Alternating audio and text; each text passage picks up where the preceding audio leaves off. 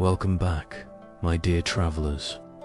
Tonight, we step softly into the ancient woods of Middle-earth, where time moves like wind through the trees, and silence holds the memory of ages.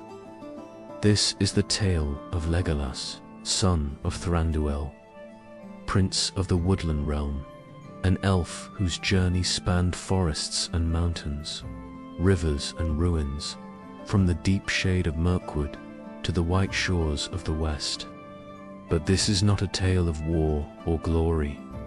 Instead, it is a quiet reflection, a gentle walk beside one who moved lightly through the world, leaving no trace but memory and melody. With every footfall, we drift deeper into calm, through leafy realms and starlit halls, through still valleys and fading songs. Before we continue, I want you, my lovely listeners, to comment down below where you're from and what time it currently is. So settle in, breathe softly, and let the hush of elven lands guide your dreams. The road is long, but tonight we need only follow it in peace.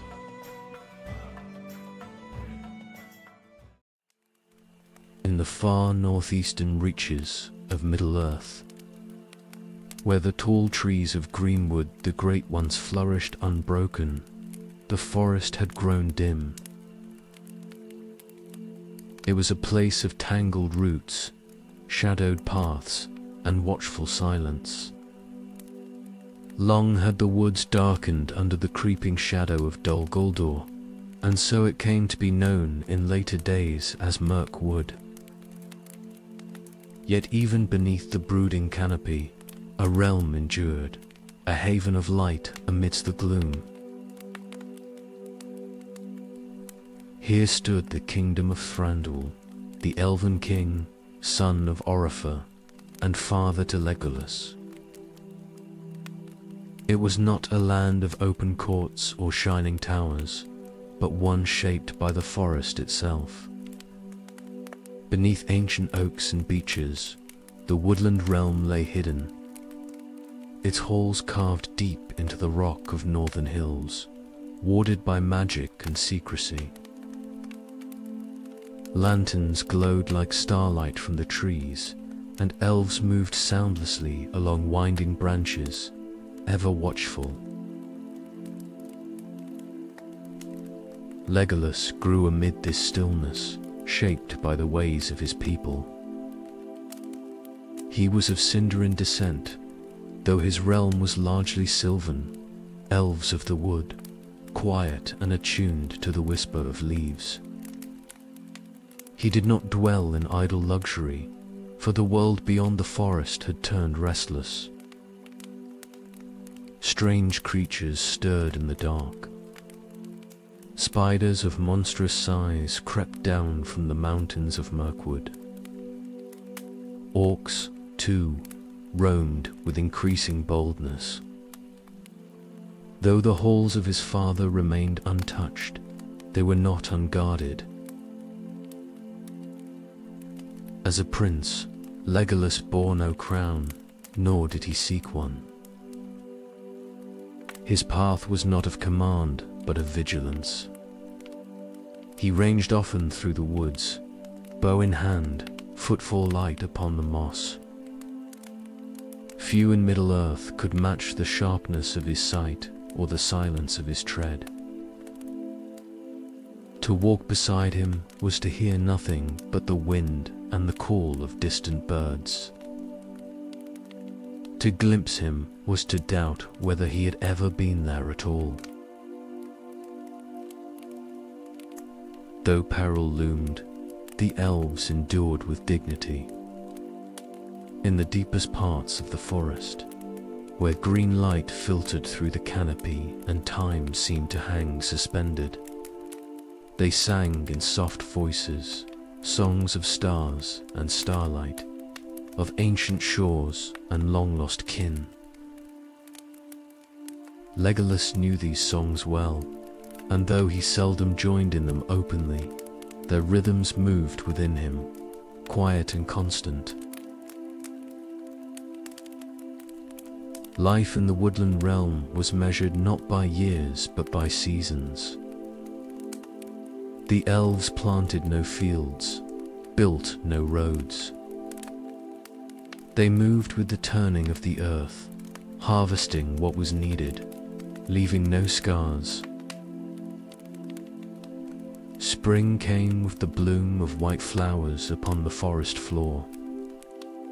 Summer was golden and dappled, alive with birdsong. In autumn, the trees shed their leaves in great carpets of amber and crimson. And in winter, snow clung to the branches in still beauty.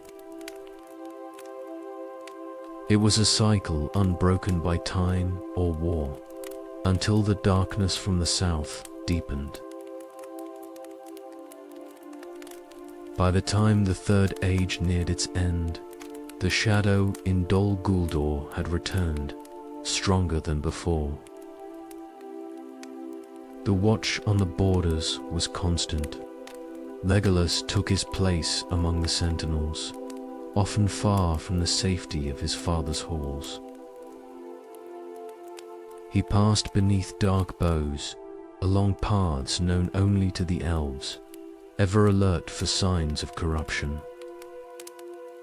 Though danger was near, he did not fear it. He had long been tempered by the weight of his people's vigilance. Even so, there were places in Mirkwood where the darkness had not yet reached, where pools of clear water still reflected the stars, and the scent of pine lingered in the air. In those spaces, Legolas found moments of quiet, brief but undisturbed. Sometimes he would pause to listen to the trees, whose age surpassed even his own. Their branches creaked in slow memory, murmuring of elder days, of things long buried beneath moss and root. Though Legolas rarely spoke of his thoughts, he understood the weight that lingered over his people. The woodland realm had once been part of a greater whole, of Greenwood the Great, of the ancient elven presence in Middle-earth. That memory had not faded, even as the forest narrowed under siege. Even as the light dimmed, he walked as one who still remembered what the woods had been. And so it was that when word came of a council to be held in Rivendell, Legolas was chosen as his father's emissary. It was not his first time beyond the forest, but it marked a turning point. The path ahead would not return him to the simple watchfulness of home. He would leave behind the deep halls of stone and the rustling paths of Mirkwood. He would walk roads shaped by ancient doom and rising hope. Yet for now, he remained among the trees, moving like moonlight across the forest floor. The birds called above, and the wind stirred the branches in gentle rhythm. The darkness was near, yes, but not yet. There was still beauty here, still silence, still memory. And in that stillness walked the prince of the woodland realm, bow slung across his back, eyes set not on himself, but on the world that might yet be preserved. The hush of Mirkwood fell behind him. Legolas crossed the forests, the wide lands of Rivanion, and finally the edges of the misty mountains with the swift endurance of his kind. Though the journey was long, he travelled lightly, as elves do, his purpose fixed. Rivendell awaited. Nestled in a hidden valley beyond the foothills, Imladris, known to men as Rivendell, was not merely a refuge, but a place of deep memory. The House of Elrond stood as one of the last bastions of ancient wisdom, where the High Elves still lingered, and the tongues of old ages were spoken by starlight. It was here that the wise had gathered to face the rising shadow once more. Legolas arrived bearing tidings from his father, Thrandur, who had recently taken a prisoner within his halls. Gollum, the pitiful creature once twisted by the One Ring. But Gollum had escaped, aided by unknown hands. This loss had troubled the woodland elves deeply, and now the matter would be weighed by others with more knowledge of the ring's peril.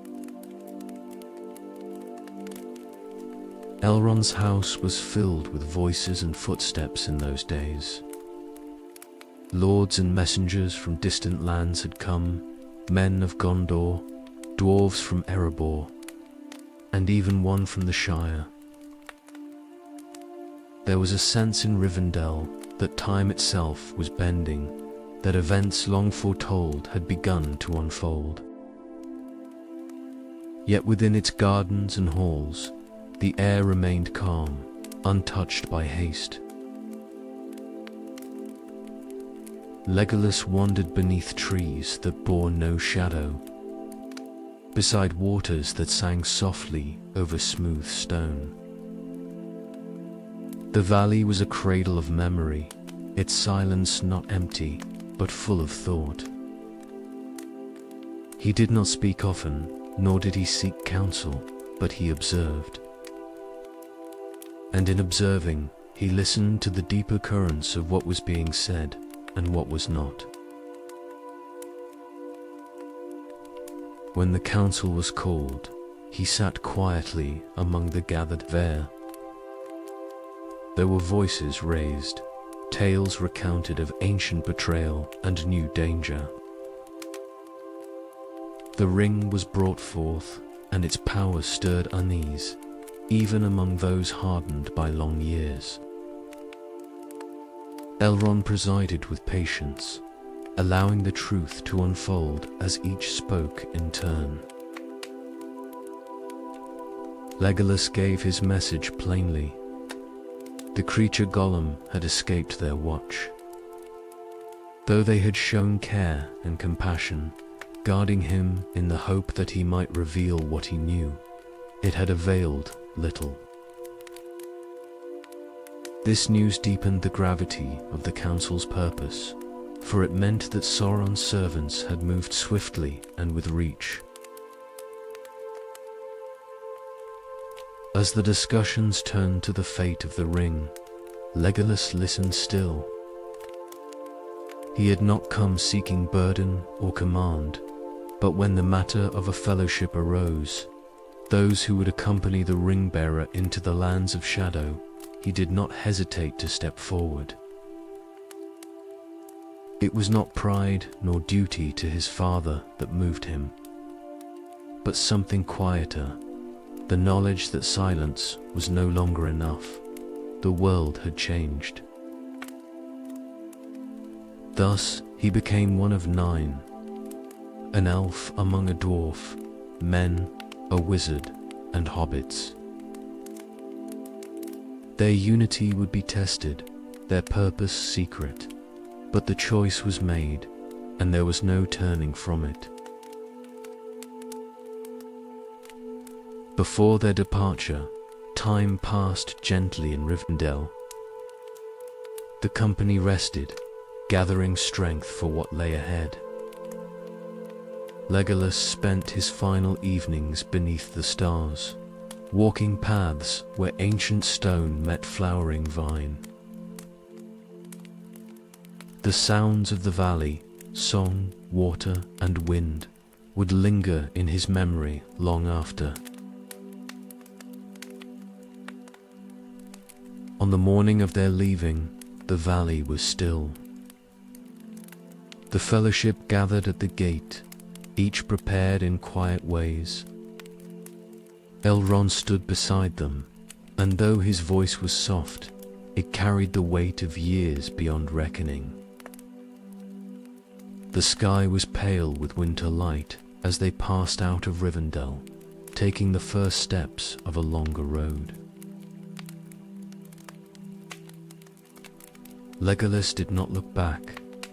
The trees of Mirkwood were far behind, and the halls of Imladris would not see him again for many years, if ever. His gaze was forward, toward mountains yet to cross, toward danger not yet faced. And so the Elven prince stepped into the next age of the world, not as a messenger, but as a companion on a path that led beyond the reach of any forest. The Fellowship moved like a shadow across the eastern lands, their footsteps light or heavy according to their kind. Over snow, stone, and sodden trail, they pressed on in silence more often than speech. 9 companions, yet among them, Legolas alone seemed untouched by weariness or cold. Where others sank into the snow or stumbled over rocks, he passed lightly, barely marking the earth beneath him. Their path first led through the hills of Eriador, winding past ruins of ancient Arna and quiet groves long forgotten. Legolas spoke little, but remained ever watchful. He noted the signs of older ages, the worn stones once set by men now faded into moss and root. Though he had not walked these lands before, the sorrow that clung to them was familiar, echoing the fading song of his own forested home. The first great test came upon the slopes of Caradhras.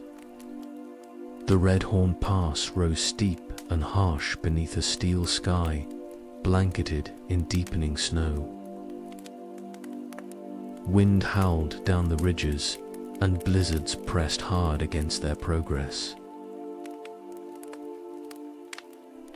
While the hobbits and even Aragorn labored to push forward, Legolas seemed immune to the storm's weight. His voice was calm as he walked atop the snow, leaving no trace behind. He did not boast, nor did he offer command, but his presence reminded the others that not all hope was lost to the storm. When at last they turned aside from the mountain's fury, it was not toward open land that they were led, but into darkness. Moria lay ahead, Khazad-dûm, the ancient realm of dwarves, now long fallen to shadow. Legolas hesitated. He had no love for such places, carved deep into stone and sealed from sun or sky. The memory of dwarves and elves was a long one, marked with tension and mistrust. Yet he did not voice complaint. He understood necessity. Within the black halls of Moria, time itself felt strangled. The echo of each footstep lingered too long, and the silence held the threat of waking things best left to sleep. Legolas was ever alert, his elven senses stretched thin through the dark. He saw more than the others in the dimness, fine cracks in the stone, ancient carvings worn with grief, the long silence of a proud people who no longer sang in these halls. In the chamber of Mazarbel, where Balin's tomb lay cold and still, Legolas stood in silence beside Gimli and did not speak. Whatever lay between their peoples, he did not mock grief. When the drums began to beat in the deep, it was Legolas who loosed the first arrow, swift and unerring. It struck true, and others followed. His bow sang sharply in the blackness, his movements swift and fluid, more a rhythm than a fight. And then came the bridge of Khazad-dûm. As the fellowship fled, the falling stones and the fire behind them, Legolas moved as a streak of light, his arrows falling like hail upon the enemy, buying precious moments as Gandalf stood against the Balrog. When the wizard fell into shadow, none could speak. The silence that followed was not the hush of forest or snowfall. It was the silence of loss. Beyond Moria's eastern gate, they emerged into Dimril Dale. There, beside the waters of the Mirror Mere, Legolas stood for a long time. He did not mourn in words, but his gaze lingered on the still water, reflecting the sky above. The company rested, and the grief in their hearts was softened only by the quiet presence of the land. Snow glistened on the slopes, and the wind moved gently through the pines. The dead were not forgotten, but the living still had paths to tread. From the mountains they turned south, toward the Golden Wood. Legolas had heard tales of Lothlorien, of the lady who ruled within, of trees older than reckoning, of beauty untouched by the decay of the world. Yet, when they passed beneath the Malarn trees, he found the reality deeper than song. The forest glowed with a quiet light, golden leaves rustling even without wind. The air was still, but not stale. It was filled with presence, as if the forest breathed. The elves of Lorien welcomed the fellowship with caution, but they did not turn them away. Legolas found comfort in the woods, among kin who had never left the memory of the elder days. He walked often alone beneath the trees, listening to the gentle cadence of Lorien's song, which ran not through voice, but through bark, branch, and root. He stood beside Galadriel when she spoke, not as a prince or emissary, but as one who recognized the weight she bore. He did not ask for gifts, but was given one all the same. A bow of the Galadrim, strung with elven hair, stronger than any he had wielded before. No flourish marked the gift, only a quiet nod, and a glance exchanged that carried the weight of ages. When the fellowship departed, the boats carried them down the Anduin. Legolas sat quietly at the bow, eyes searching the riverbanks. The wind stirred his hair, and the scent of water and leaf drifted on the air. Lothlorien faded behind them, its song still echoing faintly in his thoughts. Though Gandalf was gone, and the road ahead uncertain, there was a steadiness in him. The world was changing, he had known it since Rivendell, but he also knew that even amid ruin, beauty endured. And so Legolas, the prince of the woodland realm, moved on. Silent, swift, and ever watchful, through a world poised between memory and the edge of something greater. The river bore them southward, its currents swift and sure beneath the grey sky. As they drifted along the Anduin, silence became a companion once more. The wooded hills gave way to craggy outcrops and rising cliffs, and the land seemed to hold its breath. Legolas sat alert in the forward boat, his sharp eyes scanning both shore and horizon. Though he said little, his vigilance never waned. The Fellowship passed through lands growing wilder by the mile. Shadows lengthened beneath the trees, and the great Argonath loomed ahead. Twin kings of forgotten Numenor, hewn in stone, standing sentinel above the river. As their boats slipped between the towering statues, Legolas regarded them with quiet awe. Their grandeur spoke of a time long past, when the line of Elendil ruled with wisdom and strength. The wind that passed between the silent kings carried no threat, only the memory of power now faded. After the falls of Rhoros, the Fellowship's path splintered. The attack of the Uruk-hai brought ruin to their camp and sorrow to their hearts. Boromir fell in battle, his horn silenced in the wild, and Merry and Pippin were taken. There was no time for grief.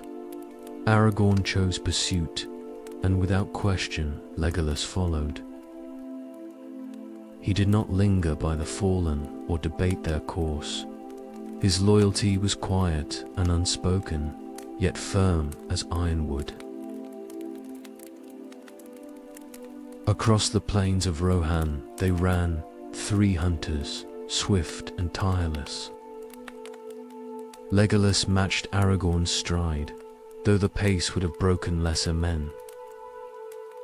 His elven endurance bore him far across the Riddermark's rolling grasslands. Where others saw mere plains, he discerned subtle signs. A bent blade of grass, the imprint of a boot, the faint scent of orcs carried on the wind. Each clue stitched together the path of their quarry. In those days of pursuit, Legolas saw the world open beyond his woodland home. The wide skies of Rohan, the endless fields, the shifting play of light on tall grasses.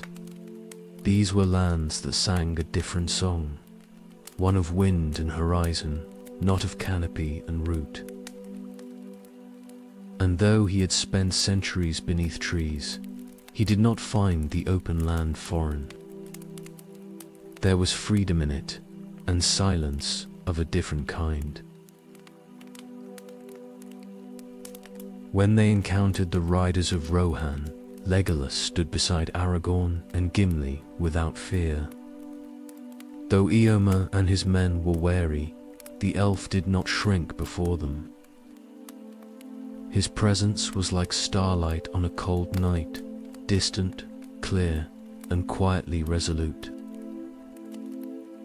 Though words passed swiftly between Aragorn and Eomer, Legolas remained still, his hand never far from his bow, yet his eyes calm. There was no need for bluster. The wind carried his confidence. After learning that the riders had seen no hobbits, only orcs slain and burned, the 3 companions turned their steps toward Fangorn Forest.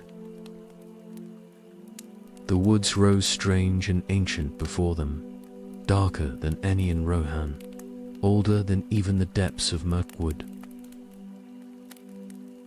There was an uncanny stillness to them, not the watchful silence of elves, but something deeper, slower, more rooted in the bones of the earth. Legolas stepped beneath Fangorn's eaves with reverence. Though the forest was not elven, He felt in it a presence that stirred the memory of the world's earliest days.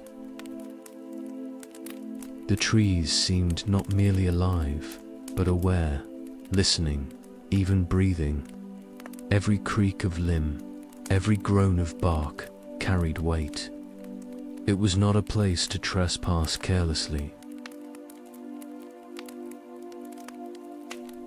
Within those woods, they encountered one older still, Treebeard, the eldest of the ants. Legolas beheld him with quiet awe, for he had never seen one of the Onodream, though he had heard tales in song. Treebeard's speech was slow and sonorous, like the rustle of great leaves in windless air. Legolas listened with the patience of his people, and when he spoke, it was with deference. He did not seek to explain the haste of the world beyond the forest, for he knew such things had little weight here. In Fangorn, time stretched. The urgency of the chase softened as the companions came to understand the ancient forest's will. Merry and Pippin had found unlikely safety, and the ants stirred slowly toward war. Legolas spent these days walking among the trees, his senses attuned to their whispers. He sang softly in Elvish as he wandered, songs of starlight, of growing things, of times when forests ruled the land. And there, in the deepening green, his friendship with Gimli began to shift. Though elf and dwarf shared little in culture or form, they had walked through fire and shadow together. Legolas no longer saw only the stubbornness of stone in his companion, but also courage and loyalty, and a certain wisdom hidden beneath gruffness. There was no need for declarations. In quiet moments, their bond grew, rooted in shared purpose, watered by peril. From Fangorn, the road bent again. War moved across the plains. The companions would ride to Edoras, to Helm's Deep, and beyond. But in that forest, where the world's heartbeat slowed and the air hung thick with age, Legolas carried something forward, not only a memory of trees older than song, but the stillness that lived within them. He did not know what lay ahead, only that the world was changing and he would not stand aside. And so, with bow in hand and eyes set toward a horizon ever shifting, he stepped once more into the path ahead, silent, steady, and unwavering. The world did not return to what it had been. Though victory had come and Sauron was cast down, the shadow left its mark. The Fourth Age began not with celebration, but with rebuilding, quiet and slow. Gondor stood once more at the center of the realm of men, and within its white walls, the memory of ancient kings stirred back to life. Legolas stood upon the great stone terraces of Minas Tirith, watching the banners ripple in the high wind. The city had changed, though still crowned in stone and clad in light. It now bore the green and silver of the reunited kingdom, symbols of renewal beneath the returned king. Aragorn, once strider of the wild, now ruled as Elazar. The elf had not remained for ceremony, nor for acclaim, but he walked the courts and corridors of the White City with quiet grace, a companion to the king and a silent watcher of what had been won. There were no longer great battles to fight, no long marches to endure, and so Legolas turned toward a gentler task, the mending of what the war had broken.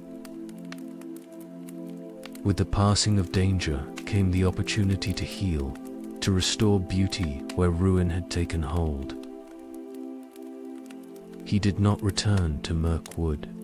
Instead, he moved east of Anduin to the land of Ithilien. Once a garden of Gondor, Ithilien had withered under the long arm of Mordor's corruption. But the soil remembered.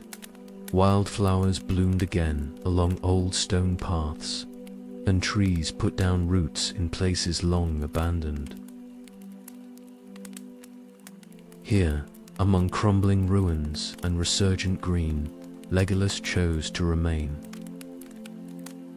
With elves of his kin, he founded a new settlement, a colony of light and song beneath the eaves of the Ifel Dwarf. No great halls were built, no towers raised. The elves of Ithilien lived lightly, as they had in Greenwood long before. They planted groves, sang to the streams, and restored the silence to places once filled with fear. Birds returned to the woods. The stars, long dimmed by smoke, shone clearly again. Legolas did not speak of his rule, though others called him Lord. He guided rather than commanded, walked rather than presided. He was seen often beneath the boughs of beech and ash, listening to the wind or watching deer pass through the mist. His songs were soft and infrequent, but when they came, they carried far into the leaves. Gondor prospered, and its borders were once again protected not by force alone, but by friendship. The bond between elf and man had long been tested, but now it held firm. Elazar and Legolas met often, one with the burdens of mortality, the other with the stillness of ages behind his eyes. They spoke of memory, of kings and kin, of forests and fading things, and though one would pass beyond the world and the other linger, their bond remained unshaken. Two men who passed through Ithilien, the elves were a wonder. Tall and silent, they moved among the trees as part of the forest itself. Some said they saw lights dancing on the water at twilight, or heard voices singing in a tongue they could not name. Few dared disturb them, but none bore them ill will. The land was better for their presence. And Legolas, though he seemed unchanging, felt the weight of years begin to press inward. Not through age, for elves did not age as men did, but through the slow ache of fading. The sea called to him. He heard it not as a sound, but as a stirring, deep and persistent, like a tide beneath thought. Since Galadriel's gift in Lothlorien, he had felt it faintly. Now, as the fourth age lengthened, it grew stronger. Still, he remained. For the sake of the world he had helped to save, and for those who had shared the burden, he lingered. Ithilien bloomed under his care, becoming once more a land of peace. But he knew, even in the golden hush of summer, that his time upon these shores would not endure forever. He walked at dusk through groves he had planted with his own hands. The leaves rustled softly, and birds sang their evening notes. The wind that came down from the mountains carried the scent of pine and river. These were the final years of elven kind in Middle-earth, years of stillness before the last song. And so, in the gardens of Gondor, beneath trees that now bore silver fruit and gold-tipped leaves, Legolas lived not as prince nor warrior, but as a steward of beauty. He had crossed mountains and rivers, walked in shadow and stood in fire. Now he brought light to fading places. He asked for no memory. He carved no name in stone. But the trees remembered. The stars remembered. And in the quiet heart of Gondor, the last elven colony breathed in peace, for as long as the wind endured. The trees of Athelion whispered always, even in stillness. Their leaves danced gently in windless air, stirred by something more ancient than breeze. In the soft hours of twilight, when the light grew golden and the land held its breath, Legolas would pause in his walk and listen. And beyond the rustle of branches and the murmuring stream, he would hear it, that distant call, faint, persistent, the sea.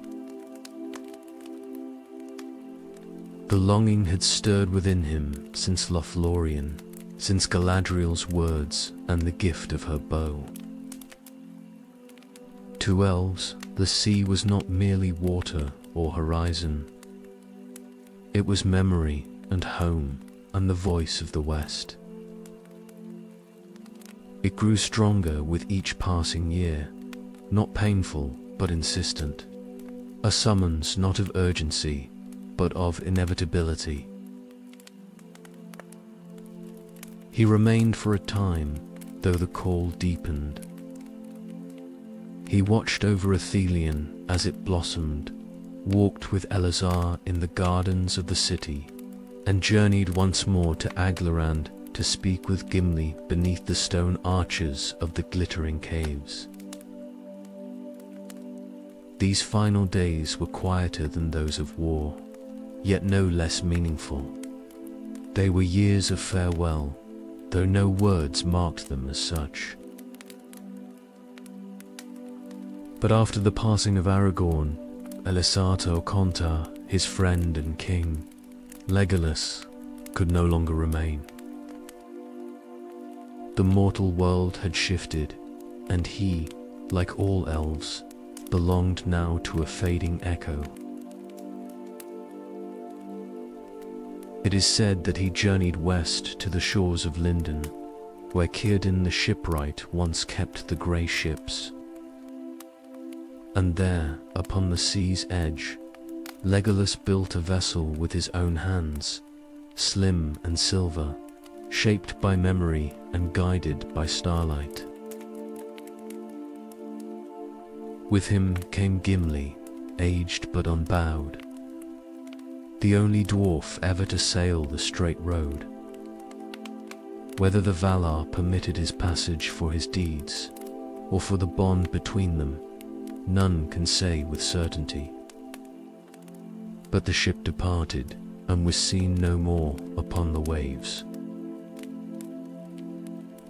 And thus Legolas passed out of Middle-earth, into the west beyond time. He left no trace upon the shore, no farewell spoken in the language of men. Only the trees knew, and the sea. And in their rustling leaves, the sound of the waves has never truly gone silent. And so, Dear traveler, the tale of Legolas comes to a gentle close. From the shadowed paths of Mirkwood to the starlit havens of the west, his journey was one of quiet purpose, shaped not by glory, but by grace. He moved through Middle-earth like a passing wind, light, constant, and never lingering where he was not needed. Though his voice was seldom raised, his presence left behind a lasting stillness, as if the very earth remembered his steps.